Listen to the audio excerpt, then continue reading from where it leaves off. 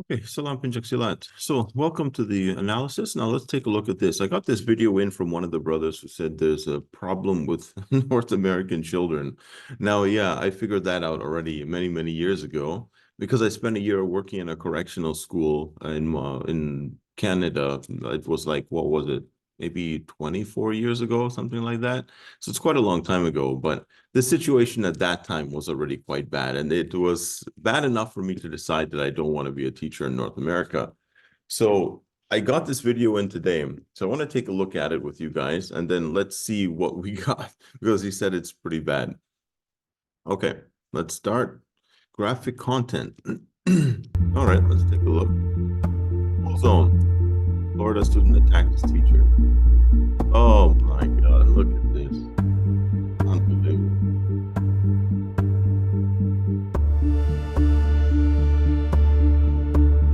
Oh, Jesus. Let me get in the back of the head here.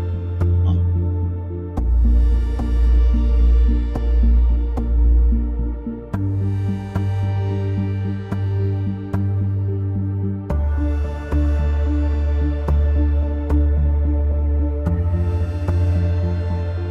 what was this for? A Nintendo Switch. Okay. All right.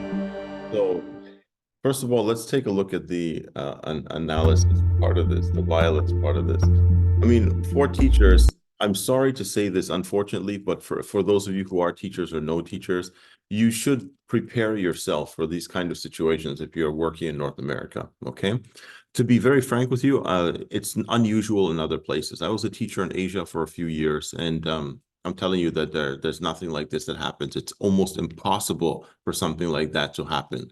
On Teachers' Day, you might get scared with a bunch of apples and gifts and stuff like that. That's all. But you're definitely not going to be in a situation where a student runs up on you and tries to kill you or beat you to senseless or something like that. That's not going to happen. So, but in North America, there is a mental problem with students, and there's a system problem. It's system-wide. It's a disciplinary system problem and a social issue. And in Europe, it's the same thing. If you go to places like London, it's the same thing, what I've heard. So I would say, the root cause of it is very different than just students being naughty. So teachers have to understand that. And if you're a teacher or no teachers, you should be taking precautions against things like this. You should be learning defensive tactics. You should be, if you want to do this job, I'm telling you, in those environments, you should be learning this kind of stuff. So I really don't understand why teachers don't take this serious. The same thing, like I met nursing staff and EMS staff and stuff like that who don't take these things serious. They don't take their defensive tactics training serious. You are in environments where people are probably going to hurt you or try to hurt you. If you don't take the initiative to go out and train yourself and take care of yourself and make sure you know what you're doing, the fault is with you because you know the situation. We all know this. 24 years ago, it was like this. The same thing when I was a paramedic. There are some medics who didn't want to train combatives. And I look at them and I'm like, guys, do you understand we're going into crack houses at 3 o'clock at night? Why don't you want to train? They'd rather sit around on the side and watch me and the other guys training. And instead of doing it also, they'll make an excuse. They'll just make up the hours. And they're supposed to have a specific, like police officers, medics have a specific amount of hours that they need to do defensive tactics, or that they should do defensive tactics. But again, it's ignored. It's completely ignored. It's recommendations, but it's not forced, and it's ignored.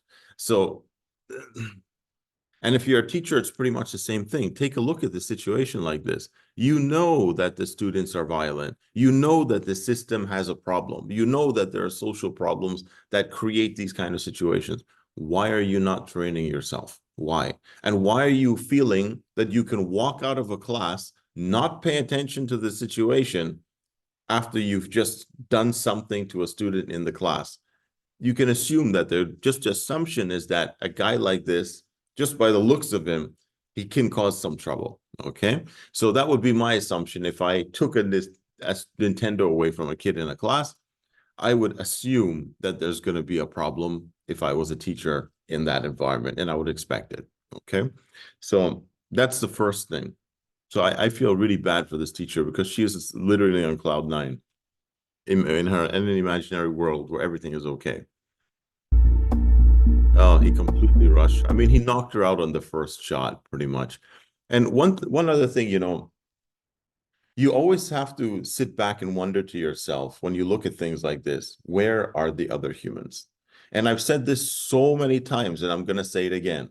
Where are the other humans? And the reality is that the other humans rarely want to get involved, okay?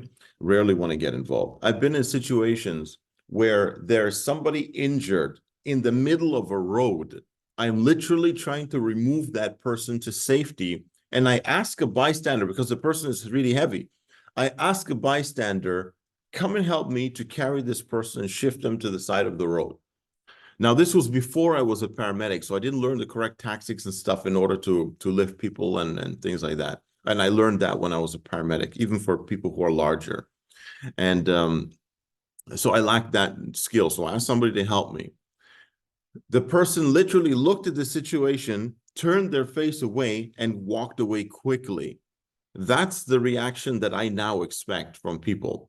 The majority of people are going to have that reaction. And this is exactly what you're seeing in the video over here. So you can never assume that you're going to be helped. You got to take care of you. That's your job. You can never assume that you're going to be assisted by somebody else, or by the paramedics or by the police or anybody else. And remember, response times are how long? So, you got to take care of you. So if you're in a situation like this, don't assume somebody's going to help you. Okay. Yeah, and he's really trying to do as much damage as possible. What the hell is this? That dude in the back, is that a male teacher? He's literally just casually walking over there.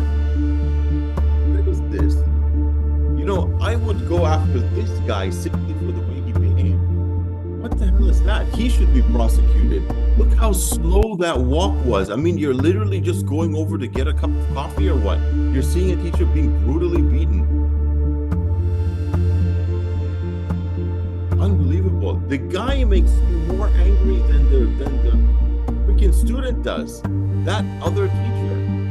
This is unbelievable. Okay, the guy in red, at least he reacts properly. Unreal.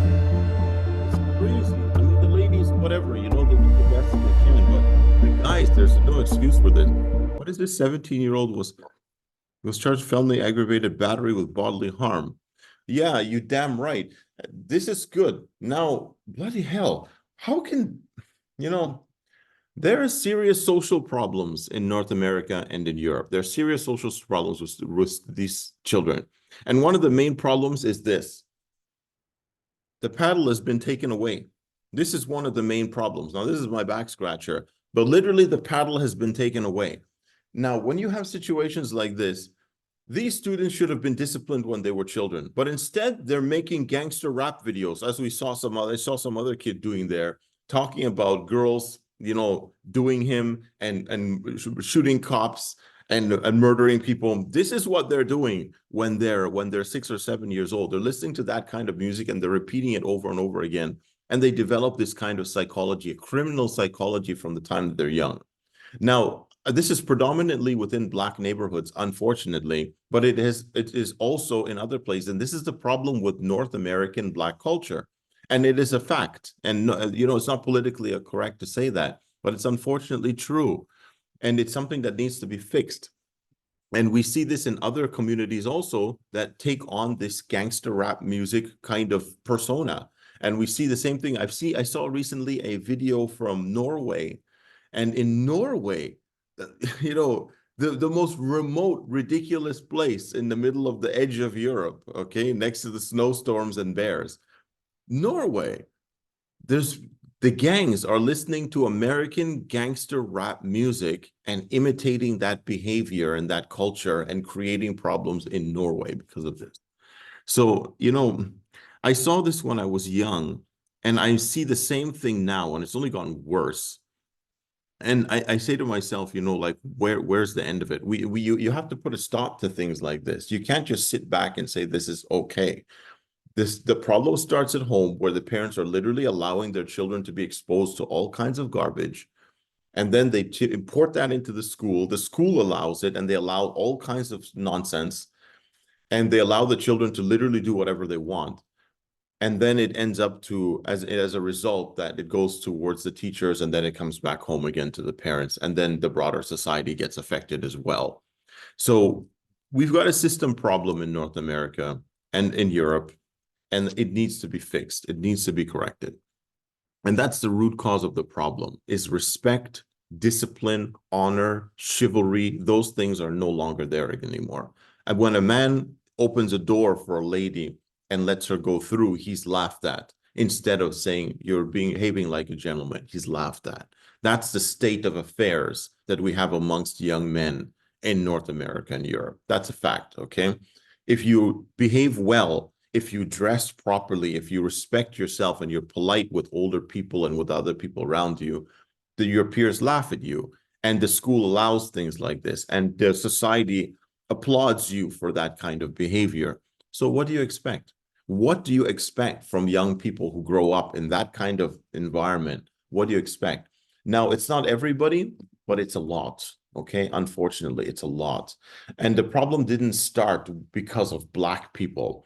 You know, Black people when it after slavery, that was some of the most successful time for Black people in American history. From the time that they were stopped being slaves, where there was the abolition, until things moved forward until the 1950s and 60s, that was about the most successful time for Black people in North America. And the reason for that is because all their energy went into trying to improve their lot in life, working hard, being successful with their family, opening businesses, talking and building strong ties in the community. That was the most successful time for Black people in North America. And this is a historical fact. After the 60s and 70s, when things started to get into 70s and 80s and all of this, where this gang culture started to take hold within the community, that and this criminality and this respect for criminality started to take hold within the community, that's where things started actually to go downhill. But if you look at the older generations of Black people, they were very, very successful people. Because like after Germany was bombed, after Japan was bombed, the people's mentality was, we've got to rebuild ourselves. The same thing the Black people had in North America. They wanted to rebuild themselves. So they wanted to build strong, powerful communities. Nowadays, these children don't care about building their community because they've grown up in an environment where gangsterism is respected, where bad behavior, lack of discipline, lack of chivalry, lack of respect is the norm and is encouraged, and it's assisted by the system. And this is the problem. And that's the root cause of the problem. It's a social problem. And it's only a matter of time before people realize this. I think they have realized it already if they're not half asleep, and they do something about it. Now, good thing is that in North America and some schools, especially in Canada, what I've heard from the schools in Canada now, from the time that I was young, I went to school in Canada for my primary and high school and college, and then I left. So what I heard now, and the things that I'm seeing, because I sent my children back to go to school there, what I see and what I hear now is very different than when I was a kid. There's a zero tolerance policy for violence, for bullying, for misbehavior in the school, all these kind of things. Any type of violence or aggression, those kind of things are not allowed anymore.